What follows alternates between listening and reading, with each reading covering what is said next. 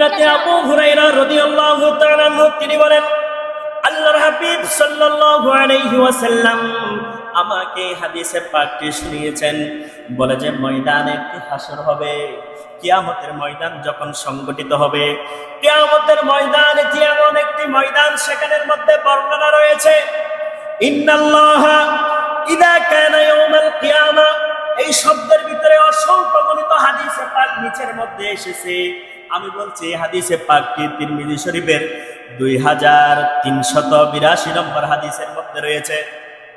হযরতে আবু হুরায়রা বললেন, এই হাদিসে পাকটি আল্লাহর হাবিব সাল্লাল্লাহু আলাইহি ওয়াসাল্লাম নিজের জবানে বলেছে, আমাকে বলেছে, আমার ঘরে বলেছে, যেই সময় বলেছে সেই সময় আমি আবু হুরায়রা ছাড়া আর কেউ ছিল না।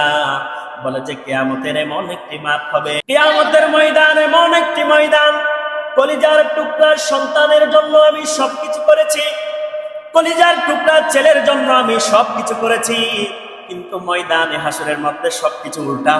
ছেলে বাবার দোষ দিবে, মা মেয়ের দোষ দিবে, পর্দা করি নাই বাবা বলে নাই, পর্দা করি নাই বড় ভাই বলে নাই, পর্দা করি নাই আমার আপন স্বামী রয়েছে, আমার আপন স্বামী বেঁচে রয়েছে আমাকে বলে নাই।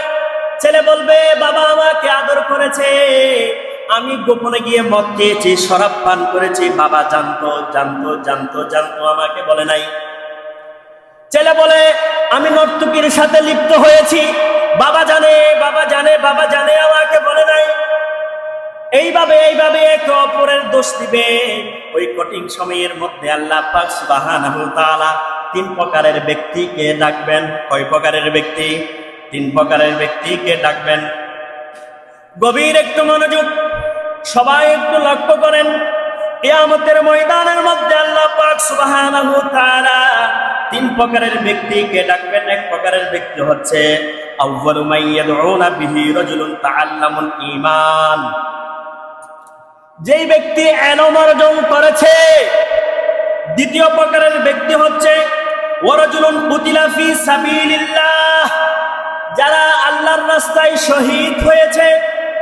তৃতীয় প্রকারের ব্যক্তিকে ডাকবে ওয়া রাজুলুন কাসীরুল মাল, যার অর্থ আছে, যার সম্পদ আছে। একটু মনোযোগ দিন, গভীর মনোযোগ। এই তিন প্রকারের ব্যক্তিকে ডাকবেন। তিন প্রকারের ব্যক্তি আসা হবে। প্রথম প্রকারের ব্যক্তিকে বলা হবে, তুমি দুনিয়াতে থাকা অবস্থায় আল্লাহর হাবিব সাল্লাল্লাহু আলাইহি ওয়াসাল্লামকে আমি যেই দ্বীনের শিক্ষা দিয়েছি, যে ইসলামের শিক্ষা দিয়েছি, তুমি কি অর্জন করেছো? হ্যাঁ আমি অর্জন করেছি। আলম বলবে, আলম বলবে, আলম বলবে, হ্যাঁ আমি অর্জন করেছি। তাহলে তুমি কিভাবে অর্জন করেছো, কিভাবে আমল করেছো? বলে যে রব্বুল আলামিন, আমি যা কিছু অর্জন করেছি সকালবেলায় মানুষকে বলতাম আর আমি আমল করতাম। আল্লাহ বলবে না না, তুমি বলেছো কিন্তু আমল করো নাই। মানুষকে নামাজের কথা বলেছো, মানুষকে দানের কথা বলেছো, মানুষকে পর্দার কথা বলেছো, তোমার মেয়ে কিন্তু পর্দা করে নাই। দেখেন একটু শিক্ষাগুলো নেন না ভাই। প্রতিদিন তো আলোচনা শুনেন, প্রতি জুমায় আলোচনা শুনেন, শিক্ষাগুলো অন্তত একটা জুমায় একটা শিক্ষা নেন। একটা জুমা একটা শিক্ষা, সব আলোচনা বাদ দেন, একটা জুমা একটা শিক্ষা নেন।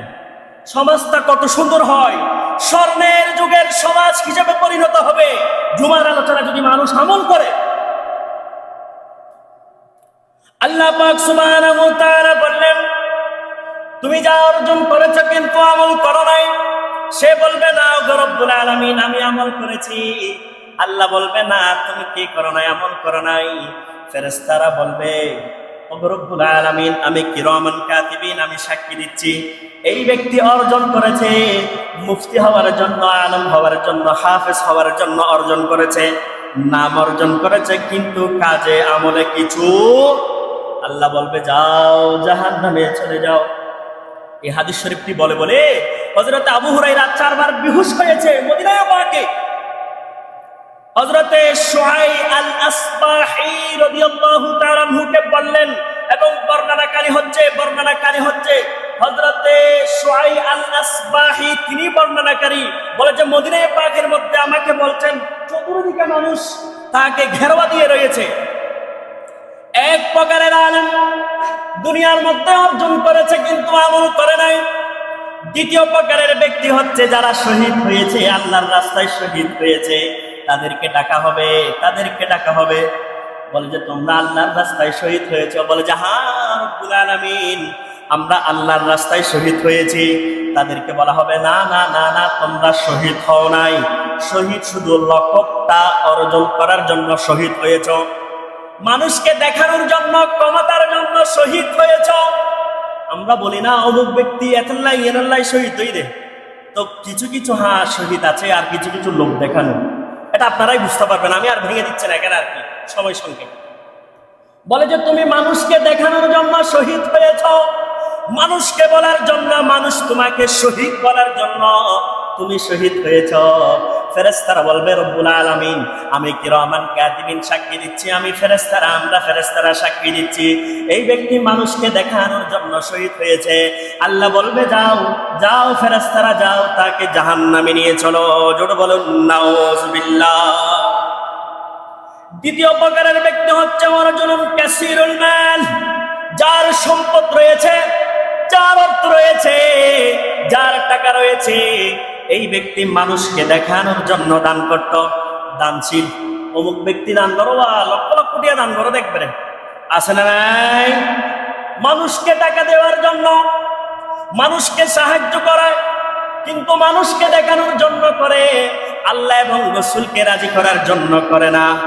আমাদের মনের খবর কেউ না জানলে আলিমুল গায়ব তিনি জানেন কে?